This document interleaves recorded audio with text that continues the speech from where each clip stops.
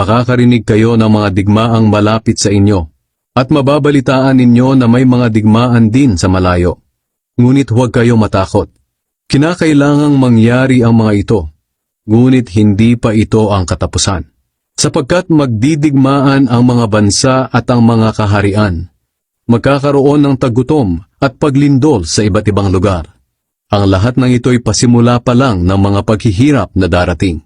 Sa panahong iyon, kamumuhian kayo dahil sa pagsunod ninyo sa akin. Dadakpin kayo upang parusahan at patayin. Marami ang tatalikod sa kanilang pananampalataya. Kapopootan at ipapahuli nila ang kapwa nila mananampalataya. Lilitaw ang maraming huwad na propeta, at marami ang maililigaw nila. Lalaganap ang kasamaan at dahil dito, manlalamig ang pag-ibig ng maraming mananampalataya.